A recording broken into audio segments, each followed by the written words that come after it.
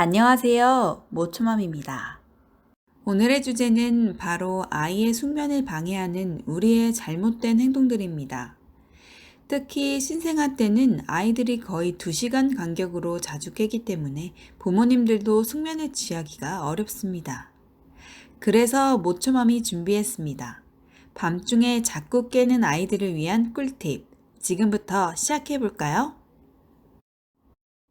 첫 번째, 잠에서 깨면 즉시 안아서 달래기. 아기가 깨면 바로 다시 재워줘야 완전히 깨지 않고 자고 좀 더 잤으면 하는 마음에 얼른 안아서 다시 재우곤 했는데요. 누워있는 아이를 약간 토닥이는 것은 괜찮지만 잠깐 잠에서 깬 것뿐인데 아이를 안아서 달래거나 흔들면 오히려 아이의 몸이 완전 잤되 잠을 깨울 수 있다고 합니다. 잠시 지켜보면 다시 잠드는 경우가 의외로 많으니 뒤척이는 아이를 굳이 안아서 재우려고 하지 않아도 됩니다. 두 번째, 아이가 울면 일단 안아주기. 아이가 잠에서 깨서 울 때는 일단 2분에서 3분간은 지켜보시길 바랍니다. 칭얼거리거나 울던 아이도 이내 울음을 그치고 스스로 잠드는 경우가 많다고 하는데요. 하지만 아이가 5분 이상 계속 울거나 울음의 강도가 더 심해진다면 몸이 불편하거나 배가 고픈 상태일 수 있으니 아이를 안아 달래고 불편한 요소를 찾아 해결해 줘야 합니다. 세 번째, 밤중 수유로 아기 깨우기. 밤중 수유는 엄마와 아이의 숙면을 방해하는 안 좋은 습관입니다.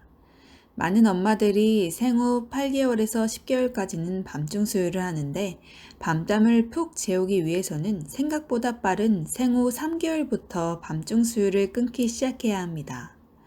이를 위해서라면 한 번에 충분히 수유해서 섭취량을 늘리는 게 중요한데 섭취량이 늘면 잠들기 전 수유로 아침까지 배고파서 깨는 일 없이 내리 푹 잘 수 있습니다.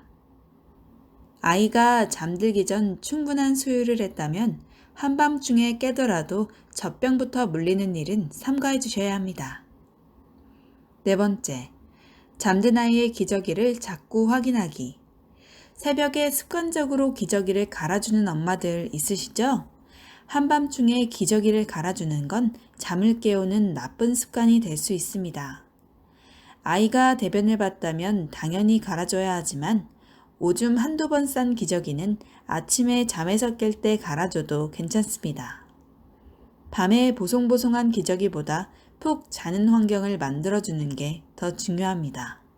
기저귀를 갈기 위해 불을 켜면 환한 빛이 아이를 각성시켜 숙면에 좋지 않으니 주의해 주시길 바랍니다.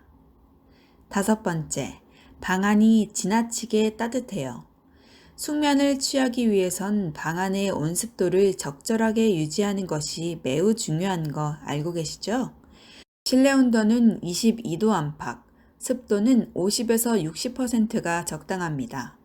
하지만 우리 엄마들은 혹시 우리 아기가 감기에 걸릴까 싶어 아이가 있는 방을 지나치게 따뜻하게 해주는 경향이 있는데 잠자리가 더우면 자는 동안 땀을 많이 흘려 아이가 불편해하는 원인이 되고 땀이 마르면서 오히려 체온이 내려갑니다. 겨울엔 따뜻하게 옷을 입히고 공기는 약간 서늘하게, 여름엔 더운 기운에 적응하도록 약간 덥게 재우는 편이 면역력을 위해 좋습니다. 여섯 번째, 자주 안아 재운다. 아이가 쉽게 잠들지 못하고 칭얼거리면 빨리 재우고 싶은 마음에 아이를 안아서 재우는 경우가 많은데 100일이 지난 아이를 자꾸 안아서 재우면 스스로 못 자는 아이로 큰다고 합니다. 올바른 수면 습관 중 가장 중요한 것은 아이 스스로 잠들게 하는 것이죠. 적당한 온습도를 맞춘 후 어두운 방에 포근한 이불을 깔아주고 편안히 누워 잠드는 연습을 시켜보시길 바랍니다. 목욕 후 잠옷으로 갈아입고 동화책을 읽거나 자장가를 들려주고 같은 잠자리 의식을 마치면 아이가 잠들 때까지 지켜보거나 아이 홀로 방 안에 두고 나가보는 것도 방법입니다. 일곱 번째, 아이 혼자 재울 때 방문을 살짝 열어둔다. 우리 엄마들 아이가 밤중에 잠이 들면 밀린 집안일을 하거나 TV를 보면서 육퇴의 행복한 시간을 보내시죠? 이때 방 안에서 자는 아이의 인기척을 듣기 위해 혹시 방문을 열어두시나요? 아이를 푹 재우고 싶다면 거실에서 나는 소리나 불빛이 방 안으로 새어 들어가지 않도록 주의하셔야 합니다. 가장 좋은 건 엄마도 같은 시간에 같이 자는 것이겠지만, 만일 그렇지 못할 경우에 거실불을 끄는 등 집안 환경을 최대한 조용하고 어둡게 만들어주는 것이 중요합니다. 8번째, 낮잠을 오래 재운다.